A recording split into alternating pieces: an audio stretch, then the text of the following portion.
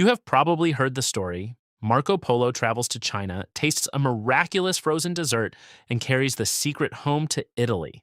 It is a great story. It is in cookbooks, textbooks, and about 10,000 websites. Here's the problem. Marco Polo wrote down nearly everything he saw in China: paper money, coal, postal systems, and in all of those pages, he mentions ice cream exactly 0 times. Not once. Neither does anyone else in Europe for another 300 years. The real history of ice cream is stranger than the myth. It involves gunpowder chemistry, a public health scandal, a Quaker abolitionist, a courtroom full of cone patents, and the United States Navy building a floating ice cream factory in the middle of a world war. So forget everything you have heard. This is the real history of ice cream. Before anyone could invent ice cream, humans had to solve a much harder problem. How do you keep ice frozen in a desert? The Persians figured it out around 400 BCE. They built structures called yakchals. Picture a massive mud brick dome shaped like a giant beehive rising out of the desert floor. Inside, thick insulating walls and clever ventilation kept winter ice frozen deep into the summer. Some of these buildings are over 2,000 years old and they still stand today. Think about what a yakchal actually is. It is a refrigerator built without electricity, without metal, without moving parts, 2,000 years before anyone coined the word refrigeration. Shallow pools froze overnight in the desert winter. Workers harvested the ice at dawn and hauled it into the dome, where it sat insulated under walls up to 2 meters thick. In the summer heat outside, you could walk in and see your own breath. With that ice, Persians chilled a dessert called faluda. Thin noodles of starch, frozen with rosewater and lime juice. It is still eaten in Iran today, which makes it one of the oldest frozen desserts on Earth. The Romans loved cold treats too. Wealthy Romans mixed mountain snow with honey, fruit, and wine. You have probably heard that the Emperor Nero sent teams of runners into the mountains to fetch snow for his desserts. That story is repeated everywhere. The ancient sources for it are, to put it politely, thin. But even if it were true, here is the thing. Snow mixed with syrup is not ice cream. It is a slushy. The Romans invented the slushy. Real ice cream needs dairy, and for that, most historians look east. In Tang Dynasty China, over 1,000 years ago, records describe a chilled dish made from fermented buffalo milk, flour, and camphor, cooled with ice. Was it ice cream as we know it? Probably closer to a frozen milk pudding. But it may be the first time in history that anyone deliberately combined ice and dairy for pleasure. And that is the state of the art for centuries: ice, snow, syrup, and the occasional frozen milk experiment for emperors, because everyone was stuck on the same problem. Ice can chill things, but ice alone cannot freeze them. To make actual ice cream, you need to make something colder than ice itself. And the solution would come from a very unexpected place. Before we get to the real invention, we need to clear the table, because the history of ice cream is buried under 3 famous stories, and all 3 of them fall apart the moment you check the sources. Story number 1, Marco Polo brought ice cream from China. We have covered this. He never mentions it. His book describes Chinese life in obsessive detail, and frozen desserts appear nowhere. The story does not show up in print until centuries after his death. Story number 2. Nero invented it with mountain snow. Again, snow plus flavoring is a slushy, not ice cream. No cream, no churning, no freezing. Story number 3 is the most stubborn of all. Catherine de' Medici, a young Italian noblewoman, marries the future king of France in 1533. And her Italian chefs supposedly introduce ice cream to the French court. It is a lovely story. It is also impossible. In 1533, nobody in Italy could artificially freeze anything. The technology did not exist yet. The first known French ice cream recipes appear more than a century and a half after Catherine arrived in France. Food historians have searched for any contemporary evidence connecting her to ice cream. There is none. And while we are at it, here's a bonus myth you may not have heard. The story goes that King Charles I of England paid his French chef a lifetime pension to keep the recipe for frozen cream a royal secret and threatened him with beheading if he ever revealed it. Dramatic, memorable, and invented out of thin air, apparently by an ice cream company's advertising department in the early 20th century. There is no record of the chef, the pension, or the threat. So, where did all these stories come from? Here is the wonderful part. They were mostly invented in the 18 and 1900s by people selling ice cream. 19th century vendors and writers wanted their product to sound aristocratic and ancient. A dessert eaten by emperors and queens sells better than a dessert invented by anonymous confectioners. So they borrowed famous names and attached them to the menu. It was marketing. And it worked so well that we are still repeating their advertising copy 200 years later. The truth is less glamorous and much more interesting. Ice cream was not handed down by royalty. It was invented by scientists and cooks in a burst of discovery that started with, of all things, an ingredient of gunpowder. The real story begins in Naples in 1558 with a showman scientist named Giambattista della Porta. Della Porta published a wildly popular book called Natural Magic. It was part science, part party tricks, and buried inside was a recipe for a miracle. Take ice, mix in saltpeter, the same mineral used to make gunpowder, and you can chill a bottle of wine until it freezes solid. Here is why that works. When certain salts dissolve, they pull heat out of everything around them. A bucket of ice and salt does not just sit at the freezing point, it plunges far below it, down to around 0 degrees Fahrenheit. For the first time in human history, anyone with a bucket, some ice, and some salt could create temperatures cold enough to freeze other liquids. Della Porta used it to impress dinner guests with frozen wine. He suggested serving it in summer and letting guests marvel as wine turned to slush before their eyes. It was a parlor trick. But over the next few decades, Italian confectioners realized what they were holding. The trick was not the point. The temperature was. By the 1620s, they had discovered that ordinary salt worked even better than saltpeter, and they started freezing something much more promising than wine. Sweetened, perfumed waters in the style of Middle Eastern sherbet drinks. The sorbet was born. Then somebody, and we will never know who, tried the same trick on a mixture with milk. Understand how strange this development would have seemed at the time. Cold was not something humans made. Cold was weather. It arrived in winter and left in spring, and the only way to keep it was to store it in ice houses and yakshalls and cellars packed with straw. The salt and ice technique changed the relationship entirely. Cold became something you could manufacture on demand in July in a kitchen. Confectioners in Naples and Florence began treating frozen desserts as a craft, experimenting with fruit ices, perfume waters, and eventually cream. We do know where the milk version was first written down, Naples, 1694.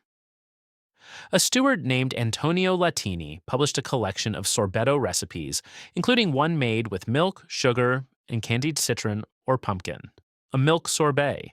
It is the earliest known published recipe for what we would recognize as ice cream. And Latini did not present it as a novelty. He wrote that in Naples, making sorbets was so common that everyone seemed born knowing how. Think about what that means. The first documented ice cream was not a royal secret. It was street food. By the time anyone wrote it down, half of Naples was already making it.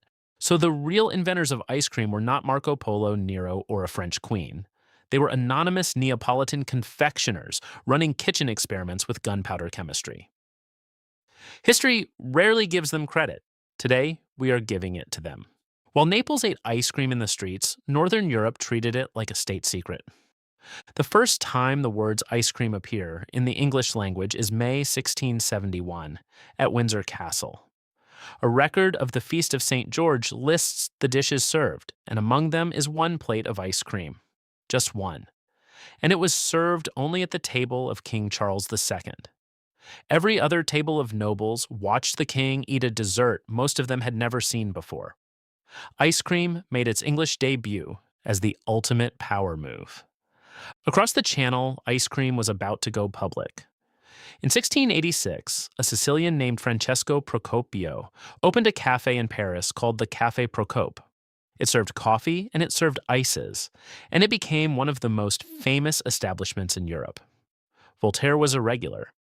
So supposedly was a young Benjamin Franklin. The Café Procope is still open today, which makes it a place where you can order dessert at a business that has been serving it for well over 300 years. Recipes, however, were guarded like treasure. Confectioners kept their freezing methods secret because exclusivity was the whole business model. If only 3 people in London could make frozen cream stayed expensive. That wall finally cracked in 1718 when a London confectioner named Mary Eales published the first ice cream recipe in the English language. Her method is recognizably modern. Fill tin pots with cream, bury them in a tub of ice and salt, and turn out a frozen dessert. Eales identified herself as confectioner to the late Queen Anne, which was the 18th century version of a verified account. Royal credentials now available in paperback. Once the recipe was in print, the monopoly was over. Ice cream spread through the grand houses of England and France. By mid-century, cookbook author Hannah Glass was teaching ordinary English housewives to make raspberry cream ice, and estates across Britain were building their own backyard ice houses to keep the supply flowing. Ices appeared in every fashionable flavor of the age and some deeply unfashionable ones, including Parmesan.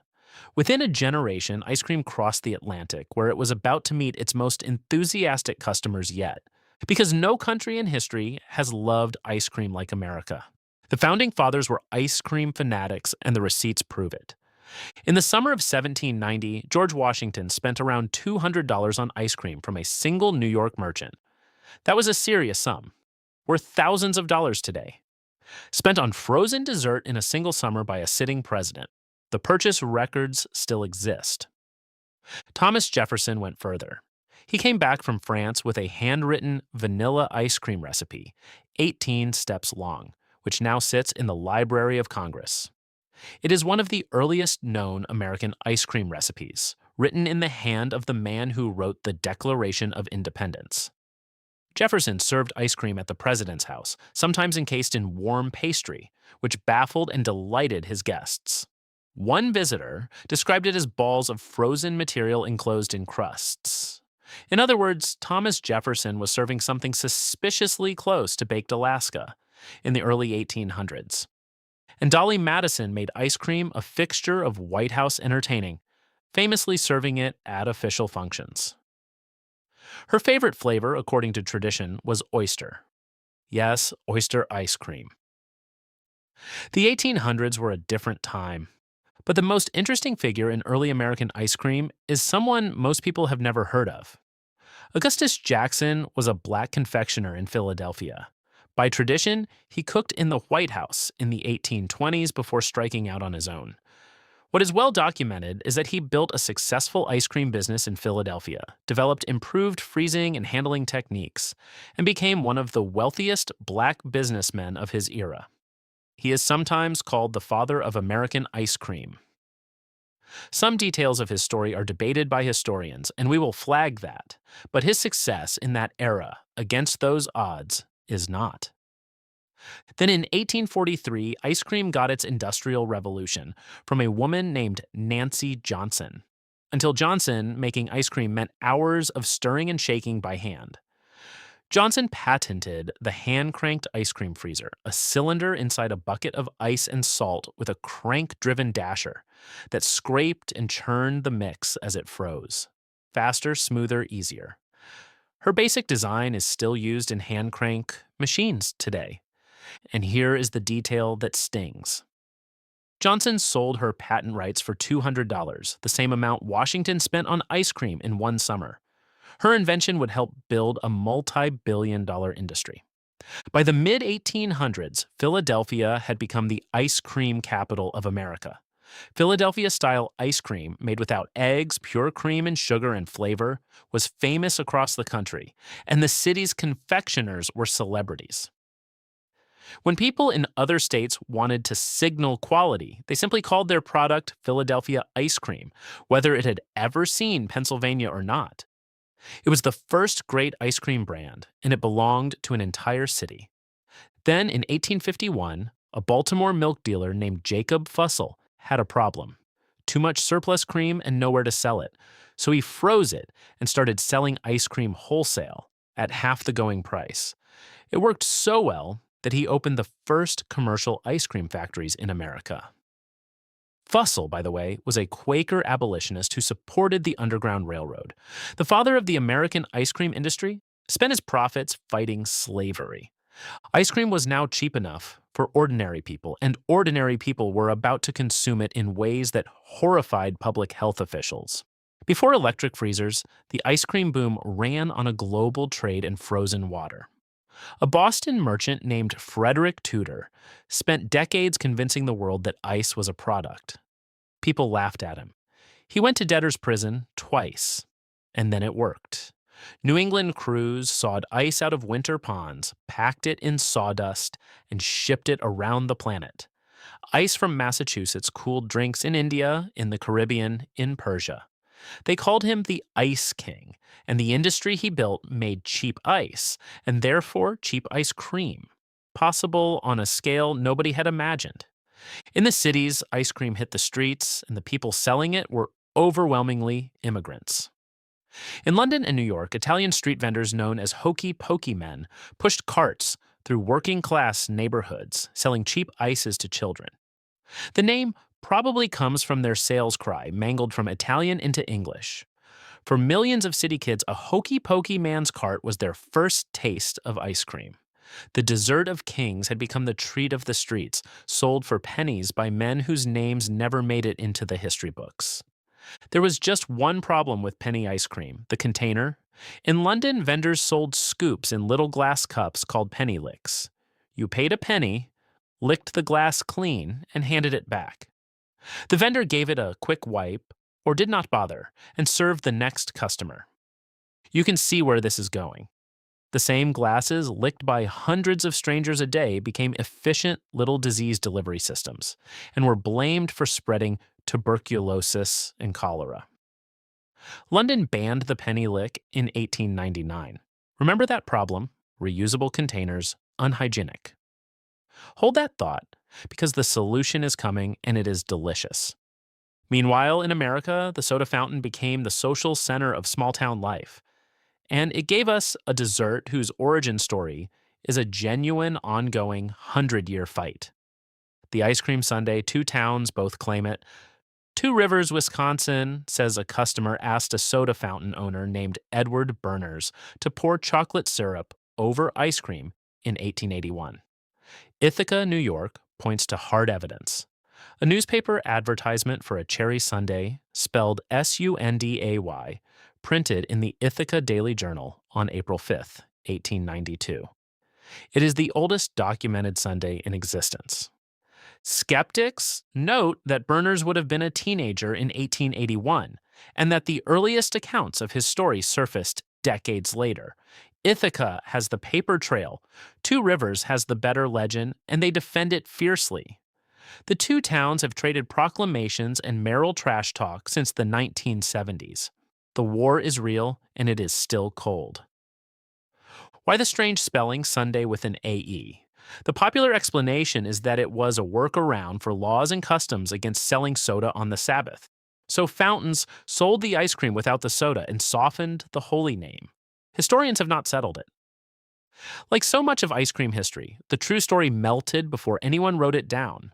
Now for the most contested story in ice cream history, the invention of the cone.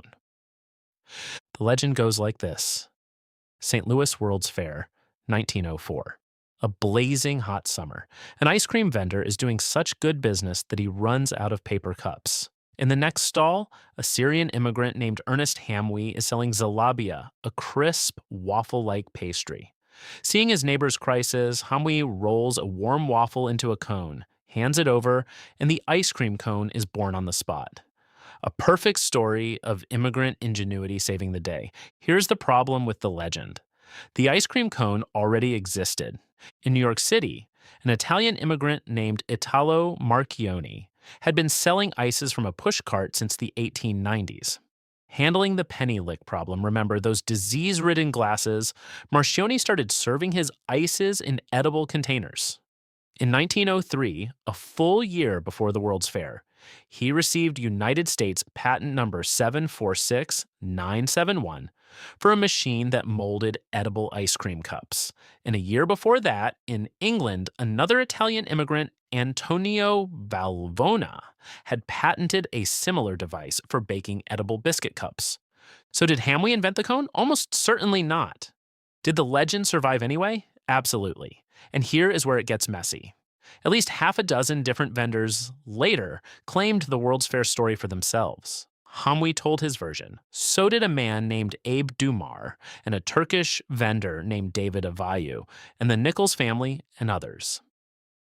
Each account surfaced years or decades later, each one starring its own teller as the hero, and there is no contemporary evidence from 1904 proving any of them. Not a photograph, not a newspaper story, not a receipt. The most famous moment in ice cream history may never have happened at all, or it may have happened 6 times at once. The fair's real contribution was marketing. Tens of thousands of visitors met the cone in St. Louis, fell in love, and took the idea home. The World's Fair did not invent the ice cream cone, it launched it. There is something fitting about it. The history of the ice cream cone is itself shaped like a cone, a wide swirl of legend on top, and if you dig down far enough, a single hard point of fact at the bottom. A patent, filed by an Italian pushcart vendor, 1 year too early for the legend to be true. In 1920, the United States banned alcohol. An American ice cream said, "Thank you very much." With the saloons closed, Americans needed somewhere to gather and something to order. Soda fountains stepped in, breweries facing extinction retooled. Anheuser-Busch made ice cream. Yuengling made ice cream. Stroh's made ice cream. Between 1916 and 1925, American ice cream consumption jumped by 55%. The bartender became the soda jerk, and the ice cream parlor became the speakeasy's law-abiding cousin. Ice cream even became part of becoming American. Starting in 1921, immigrants arriving at Ellis Island were served ice cream with their meals as an official introduction to American life. Some, never having seen it before, reportedly tried to spread it on bread like frozen butter. Welcome to America. Here is dessert. It is confusing. The 1920s also gave us the ice cream bar. An Iowa schoolteacher named Christian Nelson watched a boy in a candy store agonize between chocolate and ice cream and asked a very good question. Why not both? His chocolate-coated ice cream bar, patented in 1922, was first sold under the delightful name Ice Cream Bar before becoming the Eskimo Pie, and it set off a gold rush of novelty treats. Good humors put ice cream on a stick and trucks on the streets. Then came soft serve, and one of the great happy accidents in food history. In 1934, a New York vendor named Tom Carvel got a flat tire while hauling a truckload of melting ice cream. He pulled over and started selling the soft, half-melted product on the spot. Customers preferred it. A few years later, a father and son team in Illinois developed their own soft serve recipe and opened a little store called Dairy Queen. By the way, you may have heard that Margaret Thatcher helped invent soft serve while working as a food chemist in the 1940s. It is one of history's strangest food claims, and unfortunately, it is another myth. Soft serve was an American invention from a decade earlier. The Iron Lady did work on ice cream emulsifiers as a young chemist. Inventing Mr. Whippy, she did not. And then there is the Second World War, when ice cream became a matter of national morale. The American military decided that ice cream was essential to the fighting spirit, and it was not subtle about it. Bomber crews discovered they could strap cans of ice cream mix inside their aircraft, fly a mission, and let high-altitude cold and engine vibration churn a batch by the time they landed. Combat as a kitchen appliance. The Navy went further. In 1945, it spent around $1 million converting a concrete barge into a floating ice cream factory for the Pacific Fleet. It could produce roughly 10 gallons every 7 minutes, delivering ice cream to sailors and Marines across the theater. It could not move under its own power. It did not need to. It had one job, and that job was morale. Other nations rationed dessert. America built it a warship. After the war, home freezers and supermarkets finished the job. Ice cream moved from the parlor to the grocery aisle, from a special occasion to a Tuesday night. The 1960s and 70s brought the premium revolution with brands selling richer, denser ice cream at double the price, sometimes under invented foreign sounding names because a little of that old aristocratic myth making never really went away. Then came the gelato revival, the soft serve empires, frozen yogurt, and the dairy free rebellion of oat and almond and coconut. Today, the numbers are absurd. Humans eat billions of gallons of ice cream a year. The average American puts away roughly 20 pounds of it annually. A dessert that once required a desert ice house and a team of laborers now waits in your freezer, between the peas and the pizza. Someone tells you Marco Polo brought ice cream from China, you will know the real story. Ice cream was not a royal gift or an explorer's souvenir. It was built, scoop by scoop, by anonymous Neapolitan confectioners, a London cookbook author, a Philadelphia housewife with a patent, a black entrepreneur history nearly forgot, an abolitionist milk dealer, and an Italian pushcart vendor whose paperwork outlived the legend that erased him. History is full of stories like this, delicious lies hiding truths that are even better. If you enjoyed this journey, subscribe and turn on notifications because you will not want to miss what is coming next. It is the story of a drink that was banned by kings, blamed for revolutions, and blessed by a pope. A drink that fueled the Enlightenment and possibly this video. Next time, the history of coffee. Until then, stay curious and maybe have a scoop while you wait.